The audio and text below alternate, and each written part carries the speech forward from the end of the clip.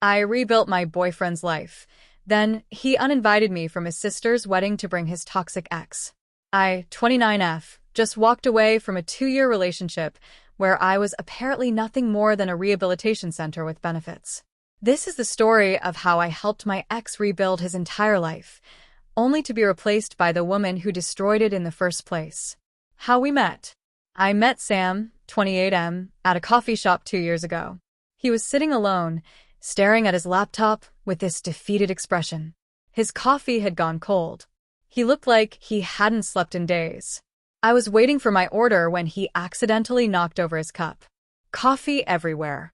He just sat there, staring at the mess like it was the final straw. Bad day? I asked, handing him napkins. He laughed bitterly. Bad year. We ended up talking for 3 hours. He told me everything. How his ex-girlfriend Tessa had drained his bank account, maxed out a credit card in his name, and left him for some personal trainer she met at the gym. How he'd dropped out of his engineering program to work full-time to pay off the debt she created.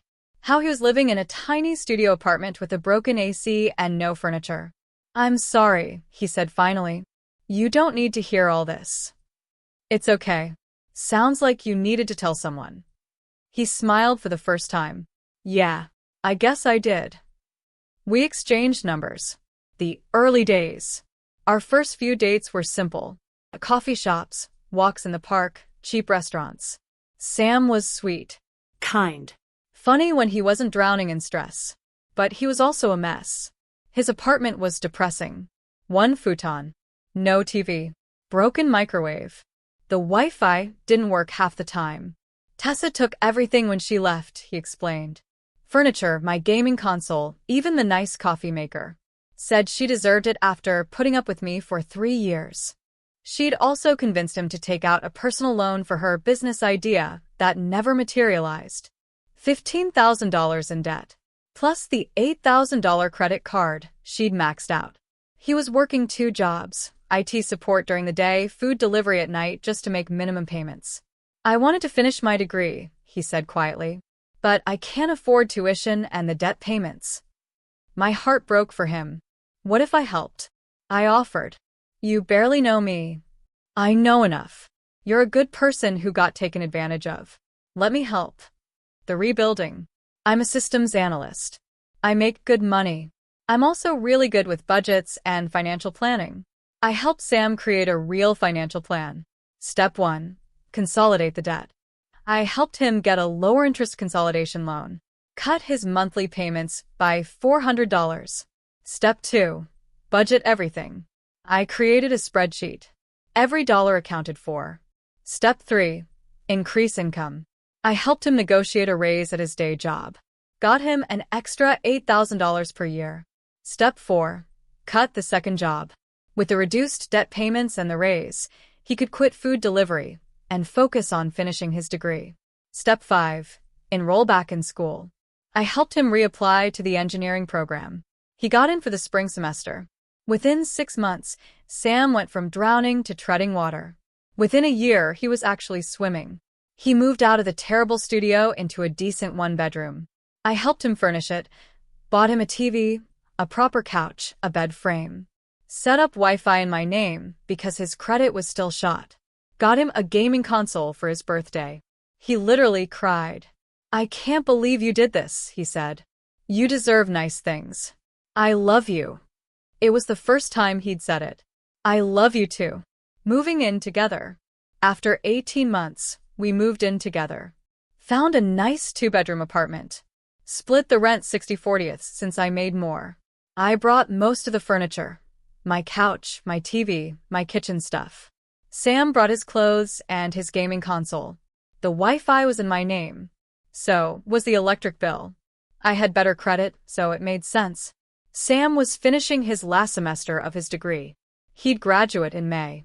I couldn't have done this without you, he said one night. You saved me. You saved yourself. I just helped you see the path. I'm going to make this up to you. I promise. Once I graduate and get a real engineering job, I'm going to take care of you the way you took care of me. I believed him. The shift. Sam graduated in May. Got a job offer 2 weeks later. Good company. $75,000 starting salary. I was so proud. We celebrated with a nice dinner. I paid, obviously. His first paycheck wouldn't come for another 2 weeks. To new beginnings, I toasted. To us, he said. But something changed after graduation. Subtle at first. He started going out with his coworkers more. Networking, he called it. Started caring more about his appearance. New clothes. New haircut. Hit the gym regularly. Started making comments about my job being stable, but not exciting. You ever think about doing something more adventurous? He asked one night. Like what? I don't know. Start a business. Take risks. You're so smart. You could do anything. I like my job. It's stable. It pays well. Yeah, but it's kind of boring. Boring. That word would come back to haunt me. The wedding invitation. In August, Sam's sister Emma announced her engagement. Wedding would be in October. You're my plus one, obviously, Sam said. Emma loves you. I'd met his family several times. His parents were nice. His sister was sweet. They all seemed to appreciate what I'd done for Sam. I'd love to go, I said. We marked it on the calendar. September came. I bought a dress. Booked time off work. Then, 2 weeks before the wedding, Sam came home looking uncomfortable. We need to talk. My stomach dropped. Okay. About the wedding. What about it? I don't think you should come. I stared at him. What? My parents think it would be better if you didn't attend. Why? They think it might be awkward. Awkward how? I've met them multiple times. They've been nothing but nice to me. He shifted his weight. They remember Tessa. They think you're different from her. They're worried about comparisons. Different how? You're more serious. More stable. Tessa was more fun, more spontaneous. My mom said she doesn't want the wedding to feel too corporate. I felt like I'd been slapped. Corporate. She didn't mean it as an insult. Your mom thinks I'm boring. She didn't say boring, but that's what you mean. He didn't deny it. Sam, I helped you rebuild your life. I helped you get out of debt. I helped you finish your degree. I furnished our apartment. And now you're uninviting me from your sister's wedding because I'm too corporate? It's just one event. It's your sister's wedding. It's important. And you're choosing your parents' comfort over me. I'm sorry, but it's their decision. Did you fight for me? Silence. Did you tell them that I'm your girlfriend and I'm coming, period? It's complicated. No, it's not. Either you want me there or you don't. I don't want to cause family drama. You're causing relationship drama right now. Can we just drop it? I'll make it up to you after the wedding. I didn't say anything else that night, but I started paying attention. Sam started acting weird the week before the wedding. Extra showers. New cologne. Checking his phone constantly. I noticed he was texting someone saved as E in his phone. A lot. Not Emma. Her contact said Emma Sis. Who was E? Thursday night, 3 days before the wedding, Sam went to bed early. Said he was tired. I stayed up, suspicious. His phone buzzed on the coffee table. I glanced over. E. Can't wait to see you this weekend, face blowing a kiss. My blood ran cold. I picked up his phone. No passcode. He'd removed it months ago when I helped him set up his banking app. I opened the messages. E was Tessa. My hands started shaking as I scrolled through weeks of messages. Tessa, I miss you. Sam, I miss you too. Tessa, think we could try again? Sam, maybe. Things are complicated right now. Tessa, because of her? Sam, Yeah. Tessa, you said she's boring. Sam, She is. but she's stable. Helps me out a lot. Tessa, so she's like your safety net? Sam, pretty much. I kept scrolling. Sam, you're coming to Emma's wedding, right? Tessa, if you want me to. Sam, I do. I told Maya she can't come. Tessa, why not? Sam, told her my parents think she's a downgrade from you. That they'd be uncomfortable. Tessa, LMAO, that's brutal. Did she buy it? Sam. She was upset, but yeah. She'll get over it. Tessa, your terrible face with tears of joy. Sam, I just want one night where I'm not with someone who makes me feel like I'm at a board meeting. Tessa, I make you feel alive. Sam, you do. I read that conversation 3 times. Then I read the most recent messages. Tessa, picking you up at 2 p.m. Saturday. Sam, perfect. Wear that red dress. Tessa, the one you love? Sam, that's the one. Tessa, everyone's going to be so surprised to see us together again. Sam, they are. My parents will be thrilled. Wait. His parents would be thrilled? So they didn't think I was a downgrade. They didn't ask me not to come. Sam lied about everything. He uninvited me so he could bring Tessa, the woman who destroyed his life. The woman I'd spent 2 years helping him recover from. I took screenshots of everything, sent them to my email. Then I went to the bedroom, packed a bag, and left. The exit plan. I didn't confront Sam that night. Instead, I went to a hotel and made a plan. Sam was leaving for the wedding on Friday afternoon. The wedding was Saturday evening. He'd be gone until Sunday. That gave me Friday afternoon and all day Saturday to move out. But I wasn't just moving out. I was taking back everything I'd given him. Friday afternoon. Sam left at 2 p.m. on Friday. I'll be back Sunday night, he said, kissing my forehead. I'll miss you. Have fun, I said flatly. He didn't notice my tone. The second his car left the parking lot, I called my brother. I need your truck and your muscle. Now. What's going on? I'm leaving, Sam, and I'm taking everything that's mine. He arrived with our cousin Mike within 30 minutes. We got to work. The inventory. Item 1, the TV. 55-inch smart TV. $800. I bought it. I took it. Item 2, the TV stand. $200. Mine. Gone. Item 3, the couch. $1,200 sectional. I bought it when Sam was still sleeping on a futon. Took it. Item 4, the coffee table. Mine. Removed. Item 5, the sound system. $500 speakers. Birthday gift to myself. Not anymore, they were coming with me. Item 6, the gaming console. This one hurt because I'd bought it for Sam. But legally it was mine. I took it. Item 7, all the kitchen stuff. Pots, pans, dishes, silverware, nice coffee maker. All mine. All packed. Item 8, the good mattress. $1,000 memory foam mattress. Mine. We left him with the old futon I'd been planning to donate. Item 9, the Wi-Fi router. This was the important one. Wi-Fi was in my name, and I'd been paying the bill for 18 months. I called the provider, canceled the service effective immediately, and took the router. Item 10, my personal items. Clothes, toiletries, books, laptop, everything.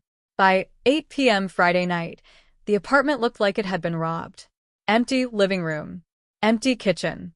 Bedroom with just a futon and Sam's clothes in the closet. I left exactly one thing, a single apartment key on the kitchen counter. No note. No explanation. Just the key. My brother looked around. He's going to lose his mind. Good. You're ice cold. I'm done being warm and fuzzy for people who treat me like a safety net. We loaded everything into a storage unit. I'd figure out the apartment situation later. I went back to the hotel. And I waited. Saturday evening. The wedding was at 6 p.m. At 6:15 p.m., my phone rang. Unknown number. I answered. Maya? This is Robert, Sam's father. Hi, Robert. Where are you? Sam said you weren't feeling well, but I wanted to check in. My heart started pounding. I'm sorry. Sam said you had a stomach bug and couldn't make it. I wanted to make sure you're okay. So that's the lie he told them. Not that they thought I was a downgrade. Not that they were uncomfortable with me. He told them I was sick. Robert, I need to tell you something. Okay. I'm not sick. Sam uninvited me from the wedding. He told me that you and his mother thought I was a downgrade from Tessa and that my presence would make you uncomfortable. Silence. He said what? He said you preferred Tessa and didn't want me there. That's absolutely not true. We despise Tessa. She nearly destroyed our son. You helped him put his life back together. We've been nothing but grateful to you. I know that now. Where is Sam now? I imagine he's at the wedding. With Tessa. With Tessa? Yes. He's been messaging her for weeks, planning to bring her as his date. That's why he uninvited me. I could hear Robert breathing heavily. Angry breathing. That boy has lost his mind. I agree. Are you still with him? No. I moved out yesterday. Took everything I paid for. Left him with an empty apartment and a futon. Robert laughed. Actually laughed. Good for you. I'm sorry to drop this on you during the wedding. Don't apologize. I need to go have a conversation with my son. Thank you for telling me the truth. He hung up. I sat in the hotel room, imagining the chaos I'd just caused. Part of me felt bad. Most of me felt satisfied. Sunday morning, my phone started blowing up. Sam, 7:14 a.m. Where are you? Sam, 7:18 a.m. Your stuff is gone. Sam, 7:22 a.m. Did you move out? Sam, 7:30 a.m. Maya, where is everything? Sam, 7:35 a.m. The TV is gone. The couch is gone. Why is the Wi-Fi not working? Sam, 7:45 a.m. You took the gaming console? I can't believe you. Sam, 8:03 a.m. This is insane. Call me now. Sam, 8:30 a.m. My dad called me last night. What did you tell him? Sam, 9:15 a.m. He was furious. He and my mom barely spoke to me for the rest of the wedding. Sam, 9:47 a.m. Tessa left. She said this was too much drama and went home early. Sam, 10:23 a.m. I'm at the apartment. It's empty. Why would you do this? Sam, 11:05 a.m. Please call me. We can talk about this. Sam, 11:52 a.m. I'm sorry about the wedding thing. I made a mistake. But you can't just take everything. Sam, 12:38 p.m. Actually, yes, you can because apparently it was all yours. I get it. I fucked up. Please just talk to me. Sam, 1:15 p.m. I need you. I didn't respond to any of them. Monday morning, I went to work. I was in the middle of a meeting when our receptionist called my desk. Maya, there's someone here to see you. I'm in a meeting. He says it's urgent. His name is Sam. I excused myself from the meeting. Sam was in the lobby, looking wrecked. Unshaven. Eyes red. Still wearing the same clothes from the wedding weekend. We need to talk. I'm at work. Please. 5 minutes. I walked outside with him. We stood in the parking lot. I fucked up, he started. Yes. The wedding was a disaster. Tessa spent the whole time flirting with other guys.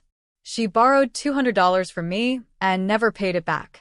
She left Saturday night because my dad confronted me about lying to you and she didn't want to deal with family drama. Okay. I realized she's chaos. She's always been chaos. And I got sucked back in because I thought chaos was exciting. And I need you. You're stable. You're reliable. You make my life work. I stared at him. That's your pitch? You need me because I make your life work. Yes. I can't do this without you. The apartment is empty. I don't even have Wi-Fi. I can't afford to replace everything you took. I need your help. You don't need me, Sam. You need a safety net. There's a difference. That's not fair. You called me boring.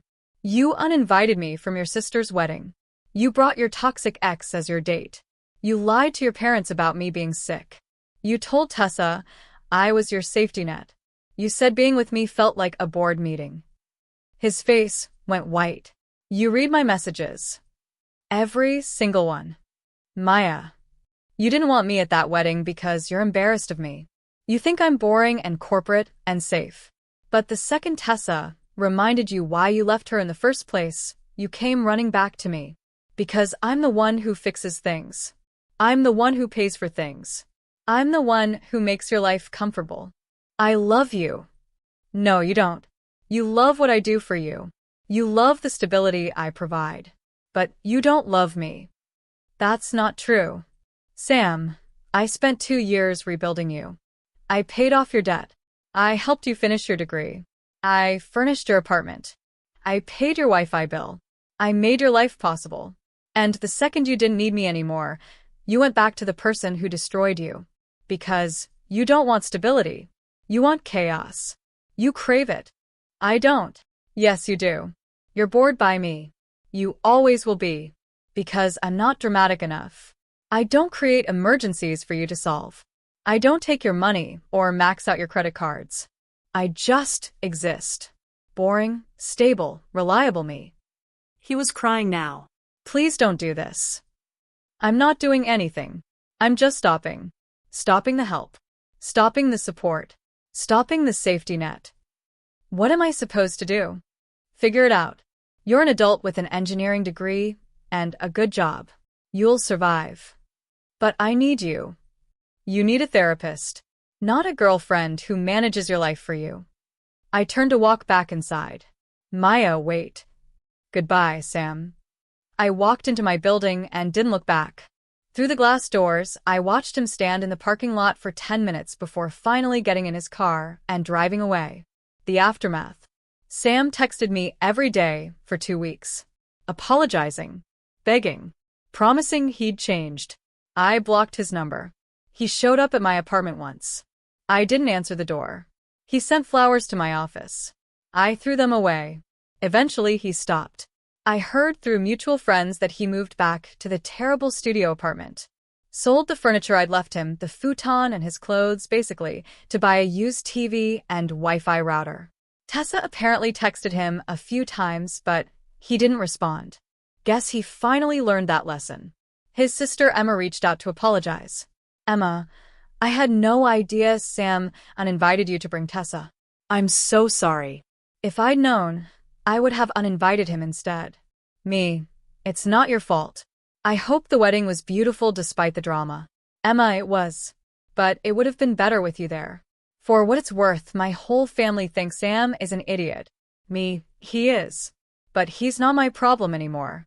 What I learned that you can't save someone who doesn't want to stay saved. Sam didn't want stability. He wanted the chaos he was used to. I represented everything he thought he wanted: financial security, emotional maturity, a functional adult relationship.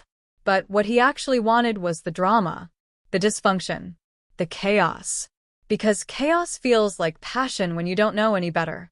I also learned that being someone's rehabilitation center is exhausting. I spent 2 years fixing Sam's life. And the second he was fixed, he went back to the person who broke him. Because I wasn't exciting enough, wasn't dramatic enough, wasn't chaotic enough. I was just there. Stable. Boring. Corporate. And that taught me the most important lesson. Never be with someone who sees your stability as a flaw. 6 months later. It's been 6 months. I'm in a new apartment. Smaller, but it's all mine. My furniture. My Wi-Fi. My space. I got a promotion at work. Boring corporate job is now boring corporate senior analyst job with a $15,000 raise. I started dating someone new. His name is James. He's a high school teacher. He's stable, responsible, pays his own bills. And he thinks those qualities are attractive, not boring. We went to his colleague's wedding last month. He introduced me to everyone as his girlfriend, proudly. No one called me a downgrade. No one said I was too corporate. I was just his partner, the person he wanted there. It felt revolutionary. If you're reading this, I hope you figured it out. I hope you learned that stability isn't boring, it's valuable. I hope you learned that the people who help you rebuild aren't safety nets to be discarded when you're done. I hope you learned that chaos isn't passion, it's just chaos. But honestly, I don't think about you much anymore. You were a project, a 2-year project that I completed and walked away from. And I'm much happier without you. To anyone in a similar situation, if you're rebuilding someone's life, make sure they actually want to be rebuilt. If you're with someone who calls you safe like it's an insult, leave. If you're the safety net for someone who craves chaos, cut the rope. You deserve someone who sees your stability as a strength, not a flaw. You deserve someone who wants you at their family events, not someone who's embarrassed of you. You deserve someone who appreciates the Wi-Fi you paid for, literally and metaphorically. Final update. I'm getting married. James proposed last week. Simple proposal, at home, just us. I don't want chaos, he said. I don't want drama.